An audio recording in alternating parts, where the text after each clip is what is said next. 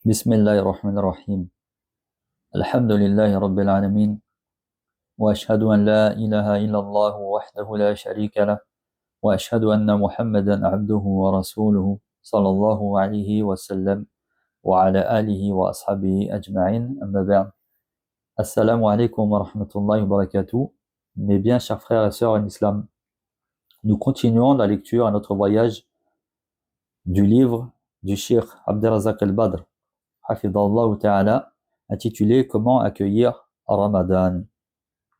Et nous voici arrivés au mois de Ramadan qui est un immense bienfait. Effectivement, Allah Ta'ala a accordé à ses serviteurs d'innombrables et d'incommensurables bienfaits.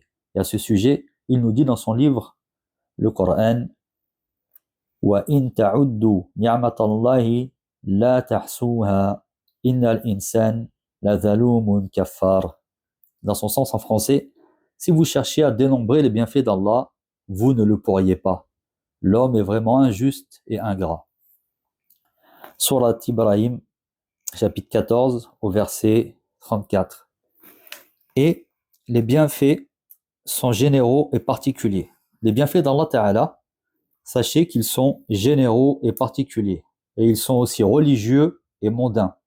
Allah Ta'ala en a fait don à ses serviteurs. Il les a guidés et les a invités à la demeure du salut, qui est la demeure du paradis. Effectivement, Allah nous dit dans la sourate Yunus, sourate 10 au verset 25, Wallahu yad'u ila daris salam wa yahdi man yasha'u ila siratim mustaqim. Allah nous dit dans son sens en français, Allah invite tous les hommes à la demeure du salut, c'est-à-dire à la demeure du paradis, mais guide qui il veut vers le droit chemin. Il leur a accordé une raison saine, des corps sains, et il leur a attribué une subsistance pure. Il a mis à leur disposition tout ce qui s'y trouve dans les cieux et sur la terre. Tout ce qui se trouve dans les cieux et sur la terre est à la disposition de l'être humain. C'est-à-dire qu'Allah Ta'ala a tout mis sur terre et dans les cieux à la disposition de l'être humain. Tout ceci afin que ses serviteurs lui soient reconnaissants et lui vouent un culte exclusif, n'adorer qu'Allah Ta'ala en échange de son agrément, de sa grâce et de sa miséricorde. L'un des plus grands bienfaits accordés à ses serviteurs est qu'il leur a institué le jeûne du mois béni de Ramadan. C'est un bienfait pour nous. Ce mois est vraiment un bienfait pour nous. Le mois de Ramadan est l'un des piliers fondamentaux de la religion, qui est le 4e pilier de l'islam. Vu que le jeûne du mois de Ramadan est un immense bienfait qu'Allah Ta'ala a accordé à ses serviteurs, il a clôturé les versets sur le jeûne en disant « La'allakum tashkurun » La'allakum tashkurun. Dans la sourate 2, sourate al-Baqarah, au verset 185, à la fin du verset, c'est-à-dire dans son sens en français, et afin que vous lui soyez reconnaissants. Car cette reconnaissance est la raison pour laquelle Allah Ta'ala a donné vie à la création et lui a accordé des bienfaits divers et variés. La raison pour laquelle Allah Ta'ala a donné vie à la création et lui a accordé, c'est parce qu'il lui a accordé ses bienfaits divers et variés. Et c'est pour ça qu'on doit être reconnaissant à Allah subhanahu wa ta'ala, à notre créateur. La base du remerciement et sa réalité consiste à reconnaître le bienfait d'Allah par soumission et amour. On doit reconnaître et on doit remercier Allah Ta'ala par soumission et amour. En effet, celui qui ignore le bienfait ne peut pas être reconnaissant. Celui qui ignore le bienfait qu'Allah nous a donné, et les bienfaits en général, il ne peut pas être reconnaissant, c'est pas possible.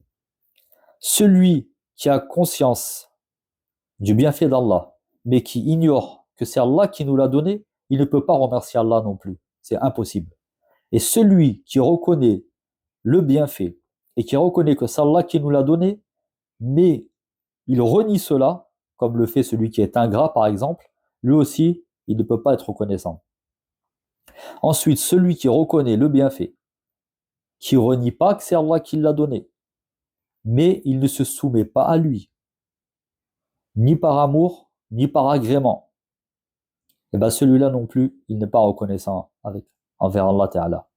Et pour finir, celui qui reconnaît le bienfait, ensuite, qui sait que c'est Allah qui l'a donné, ensuite, il se soumet à lui, avec amour et agrément, et en utilisant ce bienfait afin de lui obéir, c'est celui-là le vrai serviteur qui est reconnaissant. C'est celui-là le serviteur qui est reconnaissant.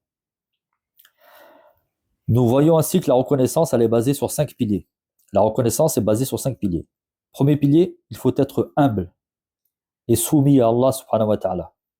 Deuxième pilier, il faut l'aimer. Troisième pilier, il faut reconnaître son bienfait. Quatrième pilier, il faut l'évoquer et rappeler ce bienfait sur nous. Cinquième pilier, il ne faut pas utiliser ce bienfait dans ce qu'Allah déteste. Ces 5 piliers, ce sont les bases de la reconnaissance. Ces 5 piliers sont les bases de la reconnaissance. Ça, chers frères et sœurs en islam, c'est très important à retenir. Il y a 5 piliers de la reconnaissance, on va les reciter. Premier pilier, être humble et soumis à Allah. Deuxième pilier, c'est aimer Allah. Troisième pilier, c'est reconnaître le bienfait d'Allah sur nous. Quatrième pilier, c'est évoquer et se rappeler. Évoquer Allah, se rappeler de ce bienfait. Et ne pas utiliser ce bienfait, le cinquième pilier, ne pas utiliser ce bienfait dans ce qu'Allah il déteste. Si il manque un de ces piliers, la reconnaissance, elle est bancale.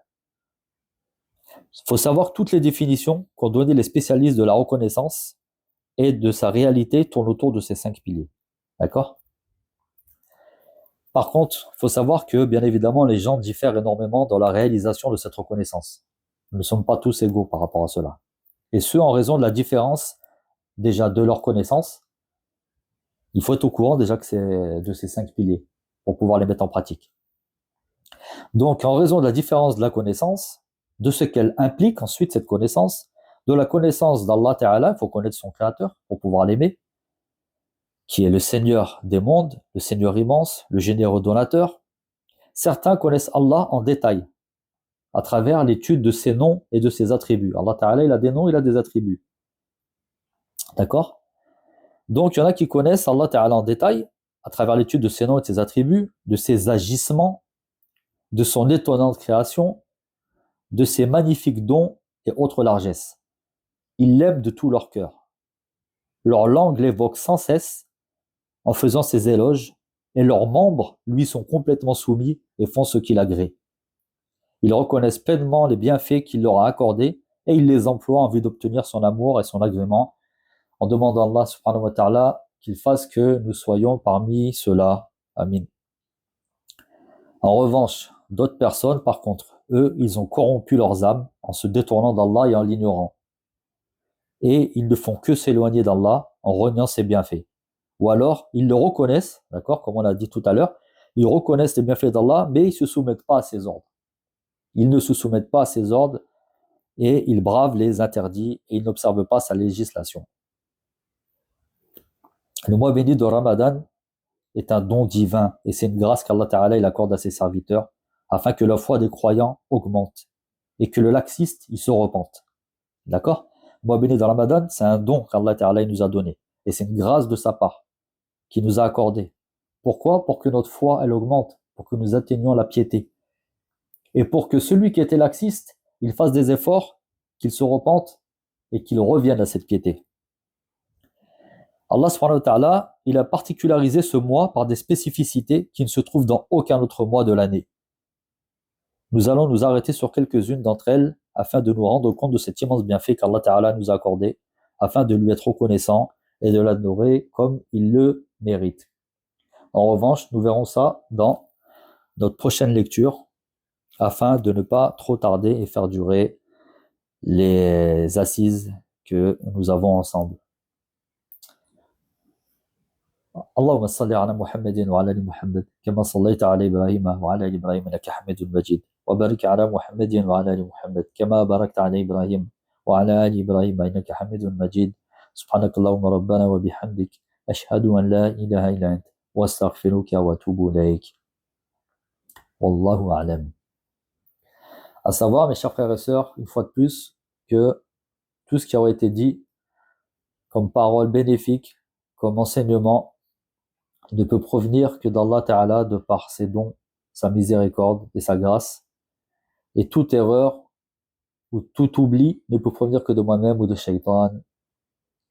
Je vous dis donc à la prochaine.